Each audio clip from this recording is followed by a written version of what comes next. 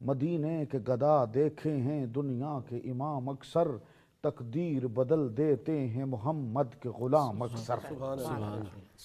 تو نبی کریم علیہ السلام کی غلامی طبیعتوں کو، مزاجوں کو، شخصیت کو بدل دیتی ہے۔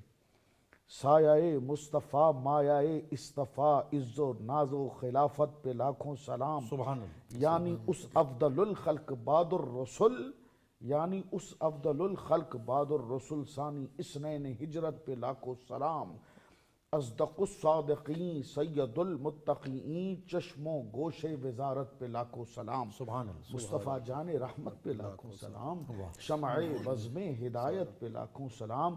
آپ نے جو سوال پوچھا کہ شخصیت میں نوجوانوں کی تبدیلی کیسے آ سکتی ہے، آج کے موضوع کے حساب سے ہی اگر دیکھ لیا جائے تو سیدنا و سندنا و مرشدنا امیر المومنین، امام المتصدقین، امام العاشقین، خلیفۃ الرسول بلا فصل بالتحقیق، ابو عبد الرحمن عبداللہ العتیق، یعنی سیدنا ابو بکر الصدیق رضی اللہ تعالیٰ عنہ و رضوان و ارضا عنہ کی ذات کریمہ ایک بہترین نمونہ مل سکتی ہے۔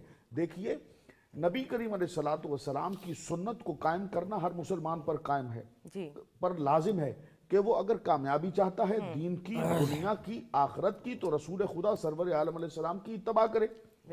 اور اگر وہ عشق میں کامل ہونا چاہتا ہے اور کامل غلام اور کامل عبد رسول اور عبداللہ بننا چاہتا ہے تو سیدنا امیر المومنین ابو بکر صدیق اکبر رضی اللہ تعالیٰ عنہ کی پیروی کرنا ہوگی۔